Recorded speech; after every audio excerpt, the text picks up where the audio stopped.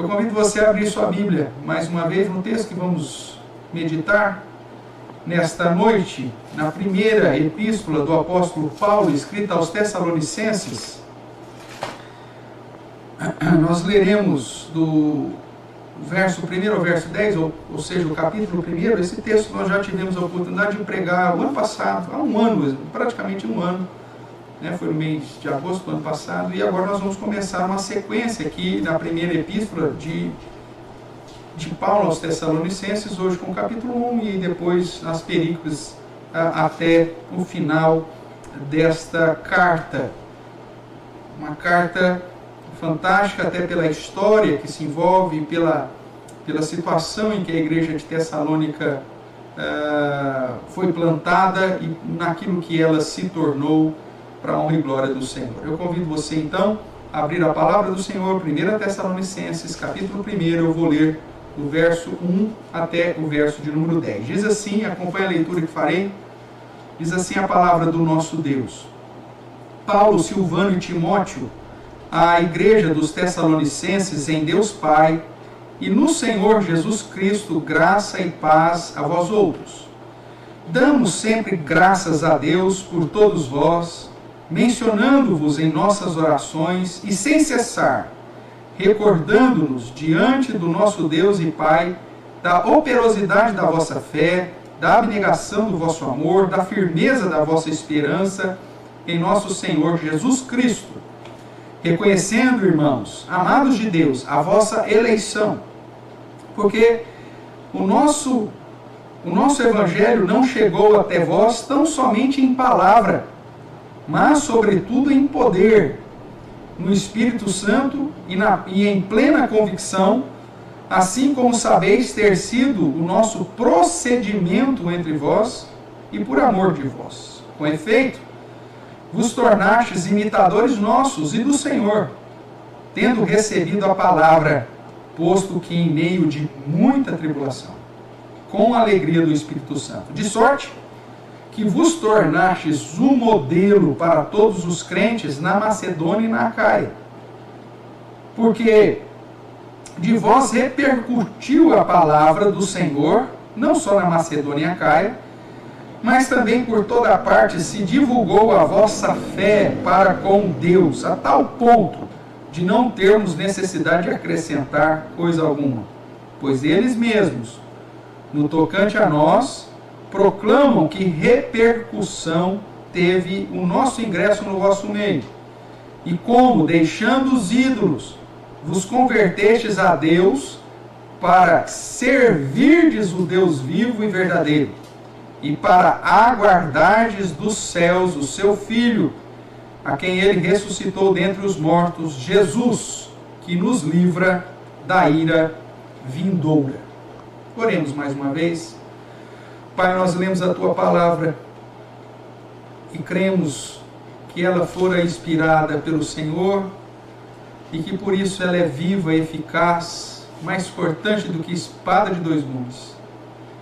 E é por isso também que nessa hora clamamos para que Teu Santo Espírito nos ilumine, de modo que possamos compreender a Tua palavra e que o Teu Santo Espírito nos edifique, de modo que essa palavra ache guarida em nosso coração, que traga transformação, mudança de vida, para a honra, para a glória do Teu santo nome. Use-me, apesar de mim mesmo, Deus, para falar primeiramente ao meu coração e também ao coração dos meus irmãos e irmãs, e nos fortalecer assim, segundo a Tua bondade, é o que clamamos no santo nome poderoso de Jesus Cristo. Amém. Amém, queridos? Irmãos, esse primeiro capítulo é fantástico, porque ele nos apresenta, de um modo resumido, toda a história da plantação da igreja aos Tessalonicenses. Paulo vai mencionar aqui que ele tem uma recordação fantástica desses irmãos. O verso 3 diz que ele se recordava diante de Deus e orava, dava graças a Deus pela obra que o Senhor havia realizado no meio dos Tessalonicenses. Ele também vai mencionar aqui, no verso 6, que eles receberam a palavra, eles receberam o Evangelho no meio de muita tribulação, no meio de muita dificuldade. E assim é com o Evangelho. Quando nós pregamos o Evangelho, a perseguição ocorre, né? E quando você leva o verdadeiro Evangelho, certamente, todo um contexto espiritual se levanta. E quando você vai lá para Atos dos Apóstolos e vê o trabalho missionário de Paulo, quanto da plantação, do início dos trabalhos ali na cidade de Tessalônica, você vê o quão difícil foi, as tribulações que eles passaram, a perseguição dura que Paulo sofreu naquele lugar. Mas, apesar dele recordar e pontuar algumas situações relacionadas a essa dificuldade, esse primeiro capítulo é um capítulo maravilhoso, porque exalta uma postura de fidelidade, uma postura de amor, uma postura de dedicação, uma postura de zelo de irmãos que se tornaram imitadores dos líderes e imitadores do próprio Senhor Jesus, né? Agindo, servindo, andando. Você vai observar a repetição de várias palavras aqui relacionadas à ação, né? Quando ele diz que os tessalonicenses haviam observado bem o procedimento que os apóstolos e os missionários haviam demonstrado a eles, e eles haviam abraçado o Evangelho, não somente a palavra, não somente o ensino, mas o poder. E esse termo traduzido aqui, o dínamos, como o poder, aponta para a ação. Muitas vezes nós somos influenciados pela interpretação neopentecostal, que toda vez que apresenta a palavra poder, refere-se a sinais sobrenaturais, a manifestações sobrenaturais, e não é nada disso. Aqui se mostra virtude, se mostra atitude, se mostram ações. Então o poder do Evangelho é a ação do Evangelho, né? Nós vemos então que em vários momentos nas Escrituras, né, Paulo, inclusive, quando vai chamar a atenção das igrejas, que ele diz, não vou somente estar aí, mas vocês não vão ouvir, quando ele fala a Coríntios, né, vocês não vão simplesmente ouvir o meu ensino, a minha instrução, a minha palavra, mas vocês vão ver o meu poder, vocês vão ver a minha ação, vocês vão ver a minha atitude. Então, isso mostra que a igreja era uma igreja que estava em equilíbrio na questão teórica e na questão prática. Eles tinham um conhecimento fantástico da palavra, e isso exercia ou apontava e indicava uma prática zelosa, obediente do Senhor. Só que quando nós olhamos para a igreja, né, de hoje, nós vemos que hoje em dia o crescimento, ou o aparente crescimento dos evangélicos, com várias igrejas locais assumindo aí repercussão, né, ministérios e tudo mais, e se tornando padrão para os demais, nós nos perguntamos, será que essa situação, esse modelo que nós temos visto nos dias de hoje, será compatível com o verdadeiro modelo que Deus quer que uma igreja tenha? Infelizmente, nós temos visto muitas vezes a igreja, em modismo, se tornar modelos de equipe de louvor, de ministério de dança, de ministério feminino, todas situações que acabam indo muito além do próprio Evangelho e da fidelidade das Escrituras, e que se torna padrão. Cultos onde o foco do louvor e da adoração, inclusive com músicas que não exaltam a Deus, mas exaltam o ser humano, acaba se tornando o padrão das igrejas. E hoje você vai numa determinada igreja, você tem lá 40 minutos de música e 10 minutos de pregação. A palavra acaba perdendo totalmente a centralidade do culto. Você vê, inclusive, essa palavra não vai ser uma palavra de exposição bíblica, vai ser uma motivação pautada em qualquer situação, porque nós podemos fazer de tudo, irmão. Se você pega uma expressão solta das Escrituras fora do seu contexto e faz uma homilia em cima, você pode, inclusive, conduzir uma nova doutrina para muitas pessoas. Mas não é isso que nós queremos e não é isso que o próprio Deus quer. Né? Deus quer uma igreja modelo, uma igreja padrão, mas na sua palavra e nas atitudes que estão de acordo com essa palavra.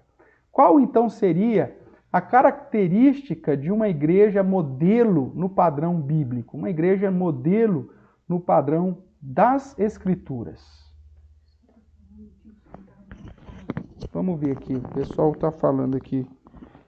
Vamos ver se melhora aqui, se eu puxar o microfone para cima, irmãos. Ver se aí é melhor para você. Você dá o feedback para a Clarissa, por favor. Tá, amor, tá tudo ok. Tá. Então, voltando aqui, por favor, você só manda para a Clarissa aí o retorno se melhorou o som, tá bom? Para que nada possa impedir você de compreender aí a mensagem dessa noite. Qual então seria a característica de uma igreja modelo no padrão das Escrituras ou no padrão de Deus? Será que é o louvor que agrada ao adorador? Tu é o centro, Jesus não é nada, você é o cara, né? Será que são pregações motivacionais e de autoajuda? Estilo Sheikh Noé, né? Vem aqueles pensamentinhos motivacionais do dia a dia lá, né? Se Deus te criou, você é filho de Deus, então o pecado não existe. E aí, como que será? Será que pregações nesse sentido vai te ajudar? Creia em você mesmo, siga firme, corra atrás dos seus sonhos e desejos, porque Deus quer ver você próspero. Eu fico imaginando, se todo crente fosse rico, não ia existir mais ninguém pobre e ninguém deixaria de ser crente. O padrão de verdadeiro cristianismo, verdadeira fé em Jesus, não está em bens materiais, mas na salvação eterna, irmãos. É isso que Deus vai ensinar para a geração de Malaquias, é isso que Paulo vai mostrar em Romanos, que a prova do amor de Deus não está em bens materiais, não está na ausência de dificuldades, mas sim no fato dele ter enviado seu filho para morrer por nós quando éramos pecadores. Paulo vai dizer, se você tendo que comer o que vestir, estejais contentes. Jesus diz para você não ficar preocupado com a vez de comer, o que a vez de vestir. E ali ele não te dá o cardápio, né? Ele diz que você não ia ter necessidade. E a necessidade pode ser uma banana e 1 litro de água. Não precisa ser picanha com Coca-Cola ou com qualquer outra bebida que você acha interessante. A promessa do Senhor é que você ia ter, você não ia morrer, Ele ia suprir. Mesmo que seja lá mandioca com chuchu, meu amigo. Agora, o que está sendo pregado hoje é que a prosperidade, essas questões de motivacionais, de pleno conforto, é o padrão para o cristão. Eu tive o privilégio de conviver com pessoas extremamente crentes, e muitas dessas pessoas extremamente crentes, fiéis e desejosas a servir ao Senhor de todo o coração, estavam no continente africano vivendo uma vida totalmente sem recursos algum. O que falar para esses crentes, para esses irmãos nossos? Vocês não devem ser abençoados por viver essa condição aqui da tribo, dessa aldeia, por dormir numa esteirinha no chão, por ter que ainda catar água no poço e viver aí com míseros 2 a 4 reais por dia. E eles eram extremamente abençoados com a certeza da salvação em Cristo Jesus. Mas o que se faz então de uma igreja modelo, uma igreja exemplo? Será que um ambiente confortável, com climatização, decoração apropriada, iluminação que não venha a trazer nenhum tipo de desconforto, uma equipe de louvor extremamente afinada, um grupo de cordas, o que seria uma igreja modelo para você? Pode ser que o seu padrão de igreja modelo esteja muito distante do padrão que o próprio Deus tem. Será que é o louvor? Será que é a pregação motivacional? Será que é o ambiente que se faz numa igreja modelo? Ou será que a característica de uma igreja modelo no padrão bíblico está relacionado ao modo de vida dessa igreja, as virtudes que ela ensina e as virtudes que ela pratica. O que será? Quando nós olhamos para a igreja de Tessalônica, nós vemos que ela foi plantada pelo apóstolo Paulo na sua segunda viagem missionária. Isso está registrado lá no livro de Atos, de um modo mais específico, no capítulo 17. E ela foi plantada debaixo de grande tribulação e de grande perseguição. Se você der uma olhadinha lá rapidinho comigo, você vai ver que o apóstolo Paulo acaba sofrendo ali perseguições ao ponto de ter que sair de Tessalônica, e inclusive alguns dos irmãos também sendo alvo dessa perseguição, né? dessa situação de perseguição por conta da pregação da palavra. Né? Os judeus, o verso 5 do capítulo 17, vai trazendo consigo alguns homens de dentre a malandragem, juntando a turba, alvoroçaram a cidade, assaltaram a casa de Jason, né? Procuravam trazê-los para o meio do povo. E aí prenderam, arrastaram Jason e procuraram as autoridades. E aí então Jason acaba sendo solto depois de ter pago a fiança estipulada. Veja as dificuldades. Eu leio esse texto aqui e lembro de uma situação da história da Igreja Presbiteriana do Brasil. Quantos pastores, né, no começo do trabalho aqui na nossa terra, foram alvos dessa perseguição, dessa luta, apanharam por causa do Evangelho. Uma das histórias recentes e que tem uma ligação, inclusive, com a família, minha família materna, a história do reverendo da Gama, que iniciou o trabalho ali em Jaú, em Dois Córregos, inclusive aqui na nossa região, né, passando por Araraquara, Matão, e até Novo Horizonte, aquela região, isso tudo a cavalo, com muita dificuldade, sem recursos financeiros.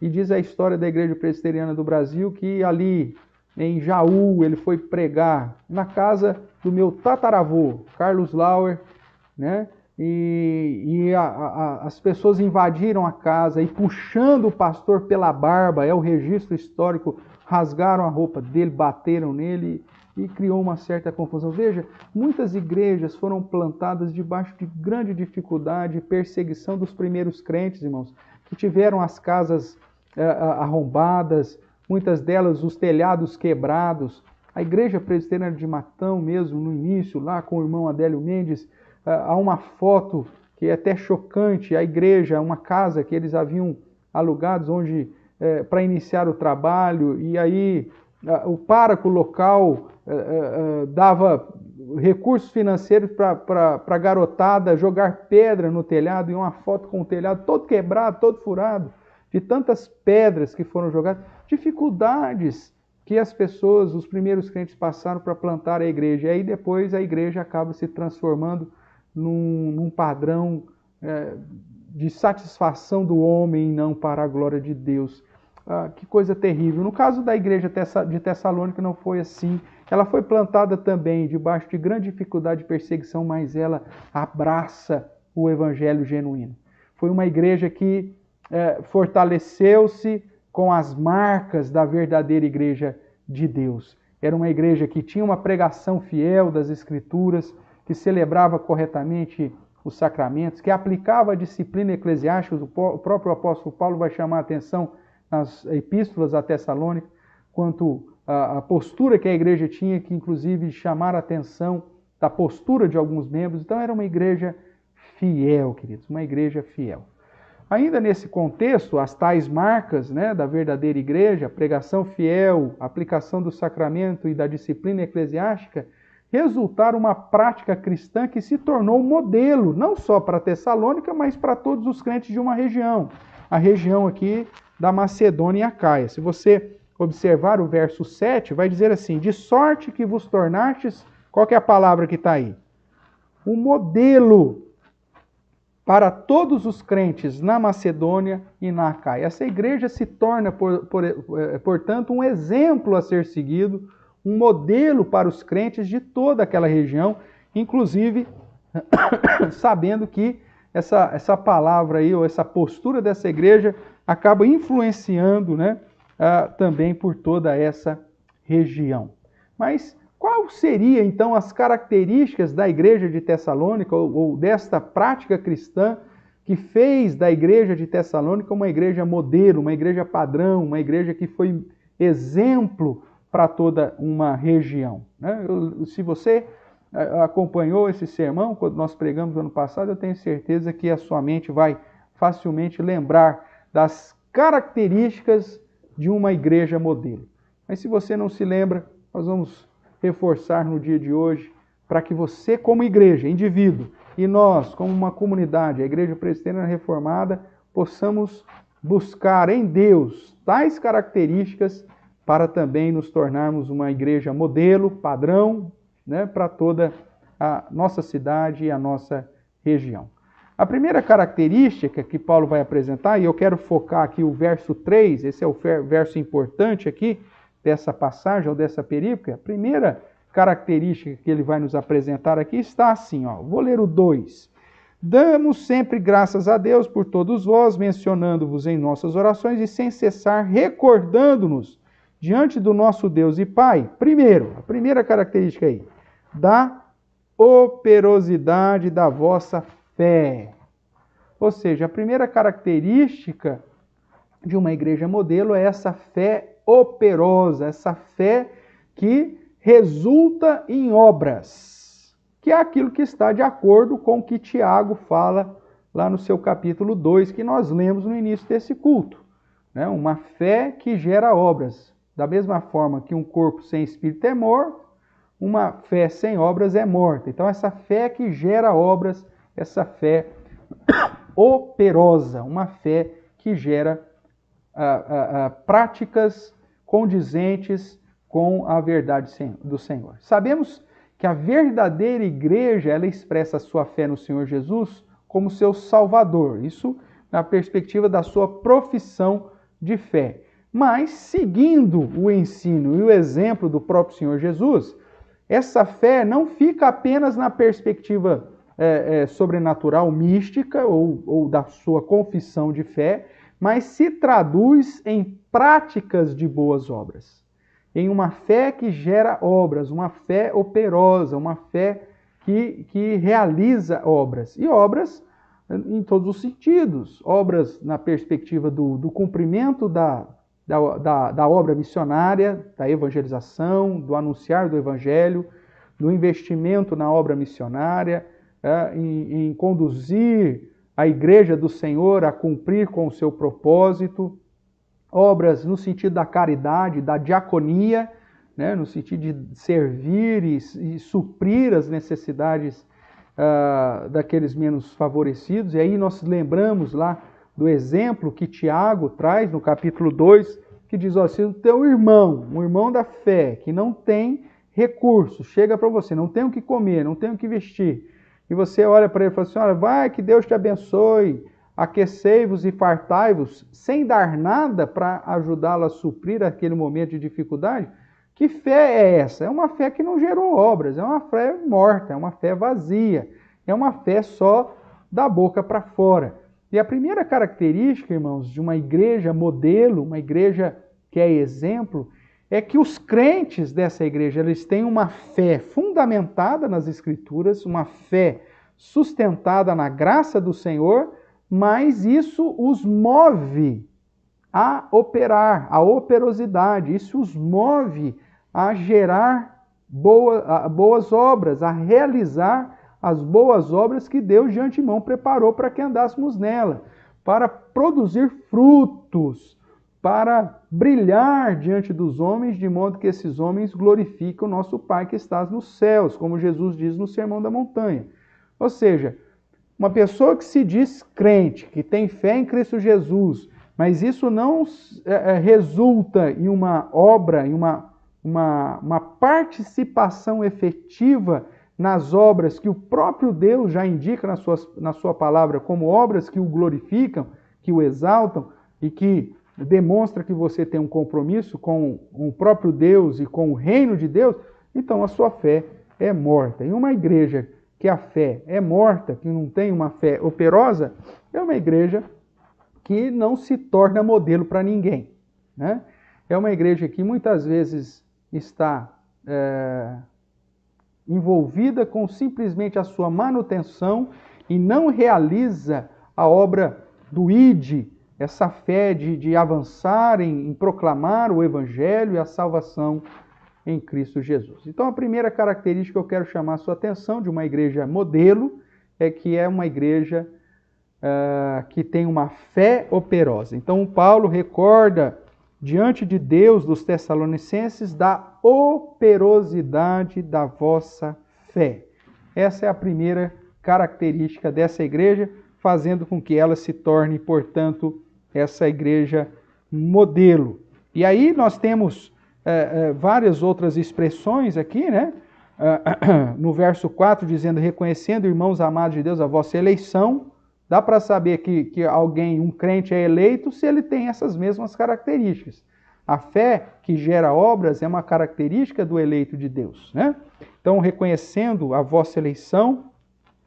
E aí ele diz no verso 5, porque o nosso evangelho não chegou até vós tão somente em palavra.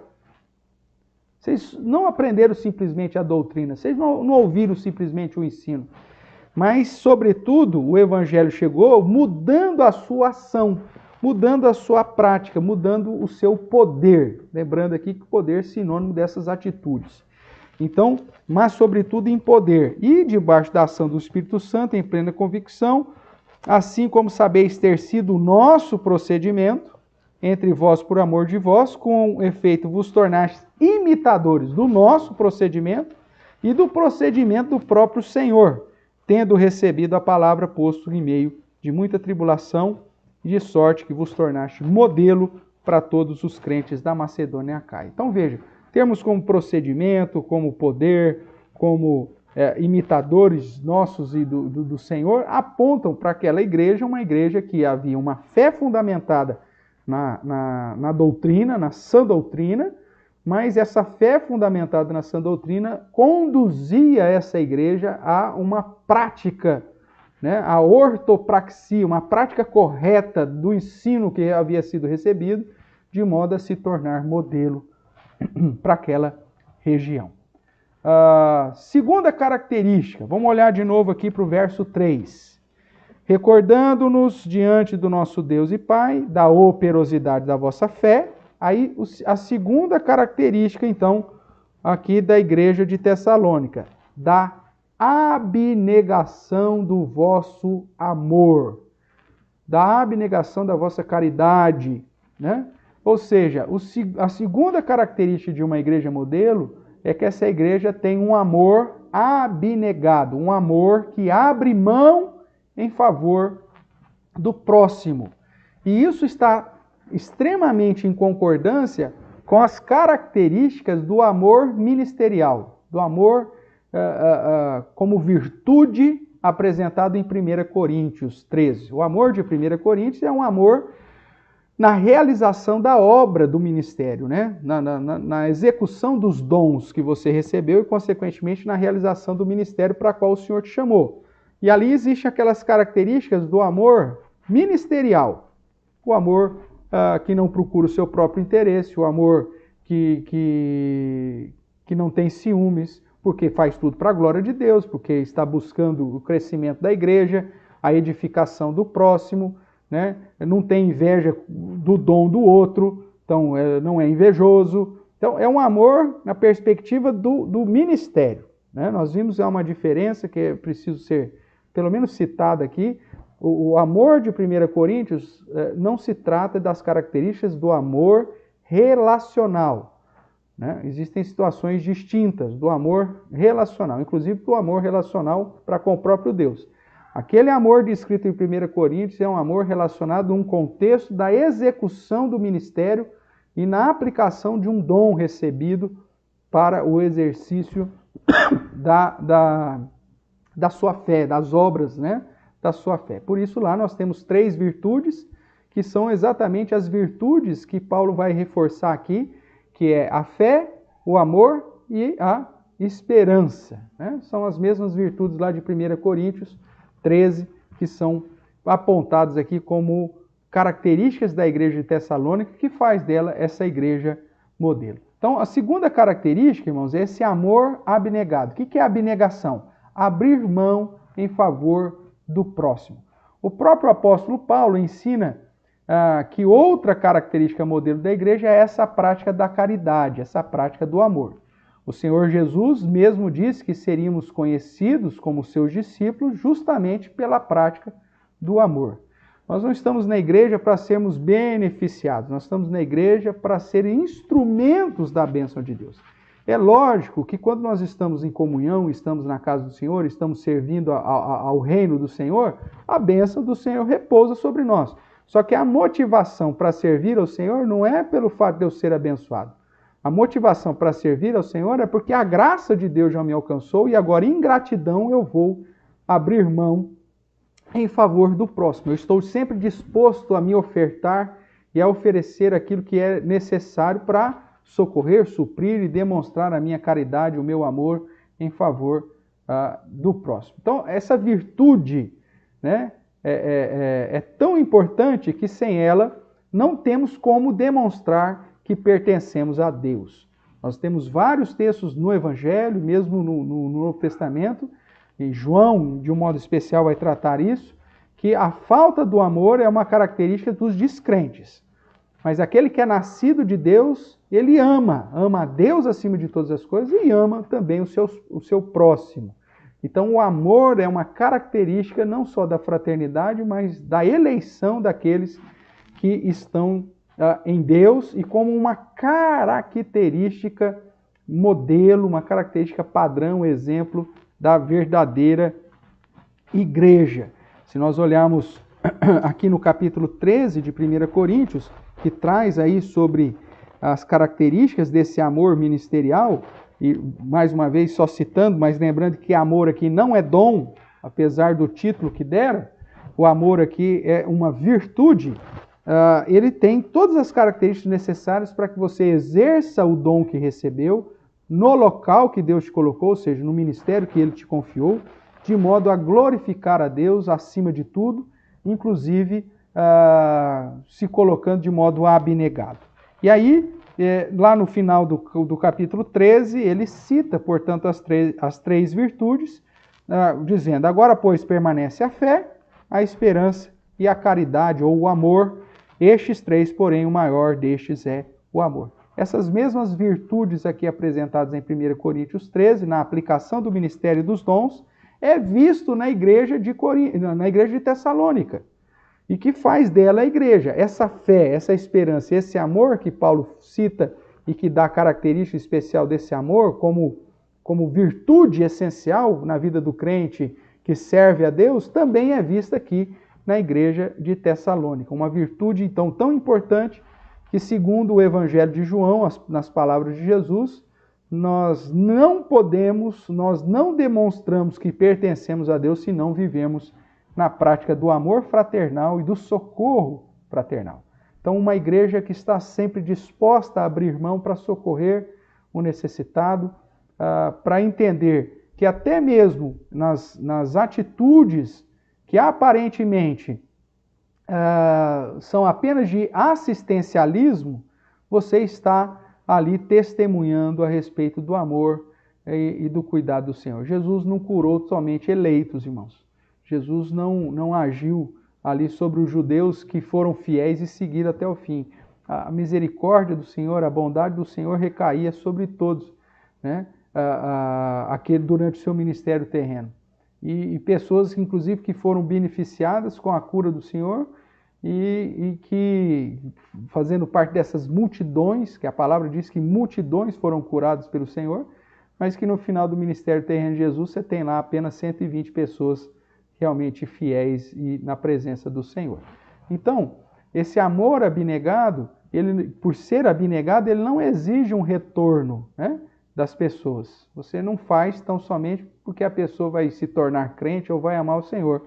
Você faz porque é uma característica, é uma virtude da igreja modelo, da igreja padrão. Ok? Voltamos aqui os olhos para o capítulo 1 de Tessalonicenses, o verso 3. Já citei, mas vamos reforçar então aqui qual que é a terceira característica, né, aí, da igreja. 1 Coríntios 13 nós já citamos, né? Só para fazer essa transição do texto que eu tinha colocado aqui, Lucas 14, a partir do verso 25, que fala justamente desse amor abnegado, dessa abnegação que o próprio Cristo exige de nós para sermos seus discípulos verdadeiros, quando ele cita, inclusive, as 12 historinhas lá sobre aquele que foi construir uma casa e aquele que foi para a guerra e que não avaliou se realmente ia até o fim. E por isso Jesus diz, olha, não pode ser meu discípulo se você não estiver disposto a abrir mão da sua própria vida, abrir mão dos seus próprios sonhos, abrir mão dos seus próprios recursos. Tá certo? Então, voltando aqui para a primeira epístola de Paulo aos Tessalonicenses, o verso 3 vai dizer, recordando-nos diante do nosso Deus e Pai, da operosidade da vossa fé, da abnegação do vosso amor, e a última característica, e da firmeza da vossa esperança em nosso Senhor Jesus Cristo. A terceira característica, portanto, de uma igreja modelo é ter uma esperança firme. Mas uma esperança firme em quem? Em Jesus. Nas promessas de Jesus, na obra de Jesus, na indicação da volta de Jesus. Então, a terceira característica, que faz parte lá das 3 virtudes que Paulo ensina em 1 Coríntios, a fé, o amor e a esperança, eu pus nessa ordem, porque é a ordem que aparece aqui em Tessalonicenses, e lá a fé, a esperança e o amor, sendo o amor maior dessas 3 virtudes. Então, a terceira característica de uma igreja fiel, verdadeira, modelo, padrão para os demais, além da fé operosa, além do amor abnegado, é uma esperança firme nas promessas do Senhor. Uma esperança firme no próprio Cristo. Nós vamos ver essa relação a partir do verso 9, mostrando aí toda a repercussão que houve do Evangelho na vida dos Tessalonicenses, e vai dizer assim, pois eles mesmos, falando lá do pessoal da Macedônia e da Acaia, no tocante a nós, proclamam que repercussão teve o nosso ingresso no vosso meio, e como deixando os ídolos, veja, isso demonstra uma esperança firme no Senhor. A minha esperança não está mais nos ídolos, não está mais nos santinhos, não está mais na religiosidade, não está mais na tradição, não está mais em objetos, mas está agora num Deus verdadeiro que está vivo, que morreu, mas ressuscitou. Então, eles deixaram os ídolos, a sua esperança não estava mais focada na tradição que eles haviam recebido dos seus pais, no ensinamento que eles haviam recebido por influência da filosofia grega e dos mitos, né, da mitologia grega, de vários deuses, do politeísmo, dos ídolos. Eles estavam depositando agora a esperança naquele que vive, naquele que é o único e verdadeiro Deus. E aí diz, vos convertestes a Deus para servirdes não a um Deus de barro, não a um Deus de gesso, não a um Deus de madeira, mas a um Deus vivo e verdadeiro.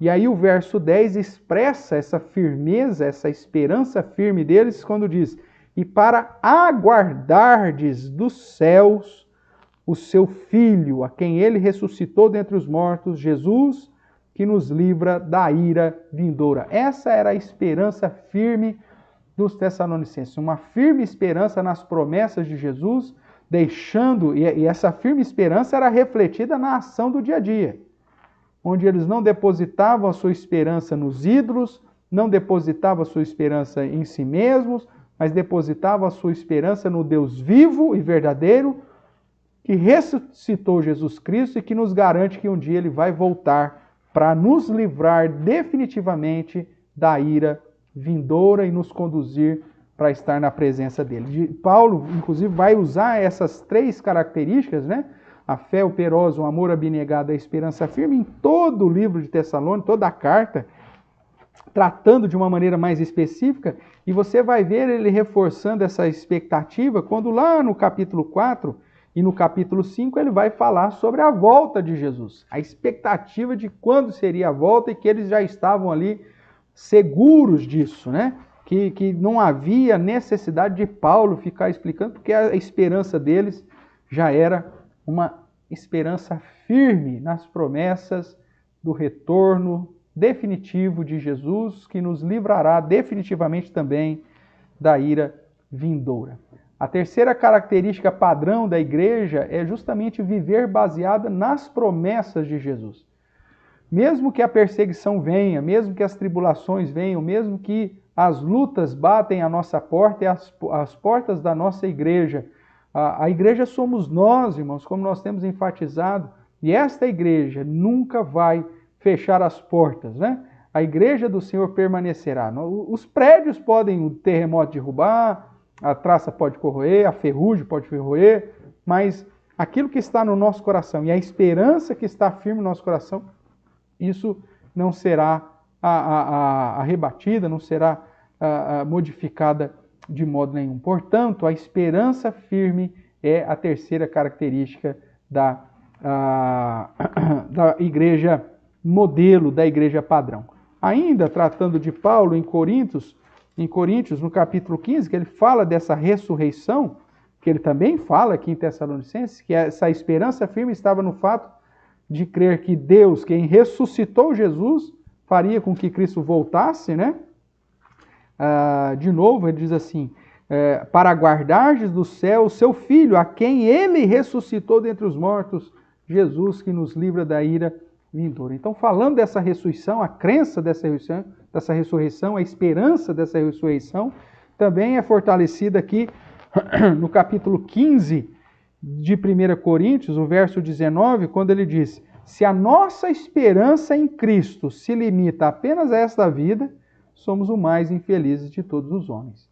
Mas a certeza da ressurreição de Jesus nos garante uma esperança de vida, não só agora, mas para toda a eternidade.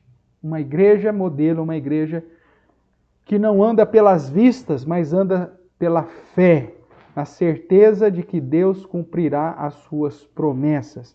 É uma igreja que anda com uma fé operosa, uma fé que está em prática constantemente, um amor abnegado que procura servir ao próximo mais do que a nós mesmos, né? Como Paulo vai dizer também em Atos, do ensinamento geral do cristianismo, que mais bem-aventurado é dar do que receber, e também uma igreja cuja a esperança das promessas do Senhor a fortalece a passar por toda e qualquer situação de adversidade, de tribulação, de luta, na certeza das promessas do Senhor.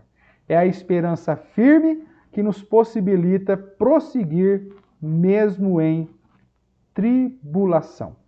Filipenses, capítulo 3, onde Paulo chama a nossa atenção para olharmos para o céu, para o reino dos céus.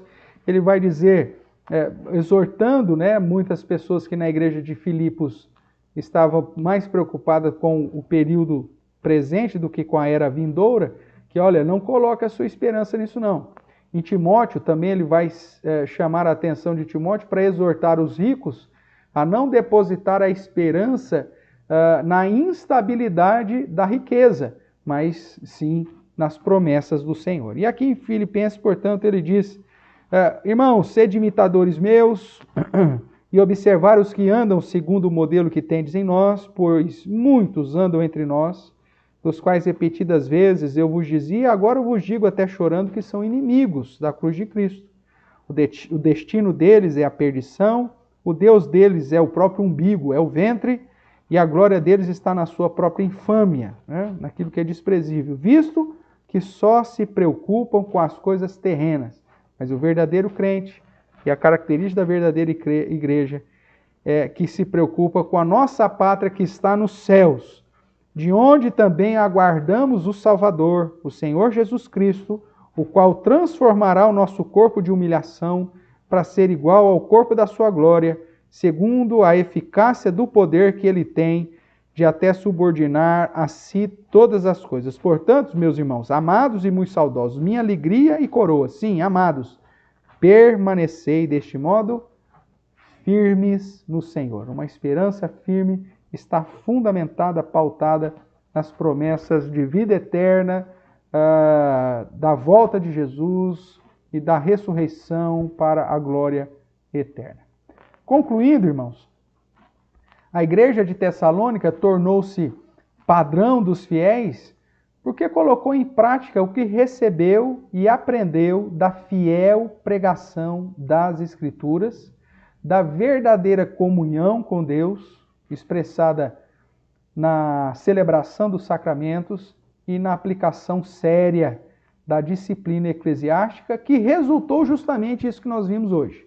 Uma fé operosa, um amor abnegado e uma firme esperança nas promessas de Jesus. O que esperar, então, de uma verdadeira igreja do Senhor Jesus? Qual o padrão, as características? Irmãos, a igreja fiel e verdadeira é aquela que está fundamentada nas Escrituras e que recebeu a sã doutrina e agora coloca em prática aquilo que recebeu.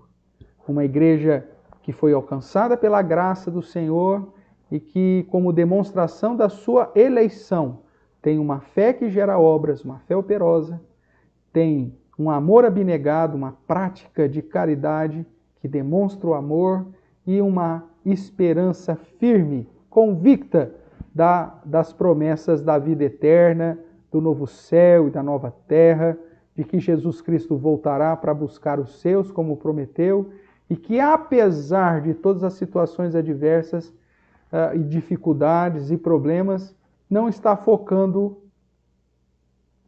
nesta vida presente, tão somente no conforto daqui, mas sim nas promessas do novo céu, da nova terra, da nova Jerusalém, desse novo estado que Deus há de inaugurar definitivamente quando Jesus retornar para buscar os seus eleitos.